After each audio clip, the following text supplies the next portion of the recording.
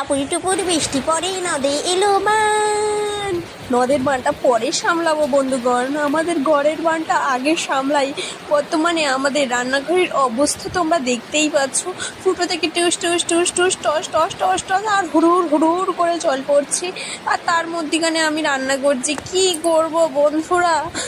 রান্না তো করতেই হবে, জল পড়ুক আর ঝড় হোক, রান্না তো করতেই হবে, আর খাওয়া তো খেতেই হবে, সে শেষ খাওয়া হোক আর কম খাওয়া হোক আর না খাওয়া হোক। আর দেখো বাইরে বৃষ্টি পড়ছে কেমন ঝমঝম ঝমঝম ঝমঝম করে, বাবারে বাবা, হুড়ুর হুড়ুর ঝমঝম ঝমঝম। তারপরে আমার তরকারি দিকে চুই চুই চুই চুই করে হচ্ছে। খাওয়া বন্ধ হবে না, ঝড় হোক বৃষ্টি হোক তুফান হোক, মানুষের খাওয়া বন্ধ হবে নাকি? কোনো দিন নয়। এখানে কি কি নিয়েছি দেখো, এখানে একটা বড় সাইজের ভোলা মাছ ভেজে নিয়েছি, আর তার সাথে আছে ভেটকি মাছের কাঁটা আর মাথা। আজকের এই দিয়ে রান্না করব। দেখো এটা ছিল ভোলা মাছটা, তার আবার কচি কচি পিস করেছি। সবাই তো একটু একটু খেতে হবে, তাই না বলো?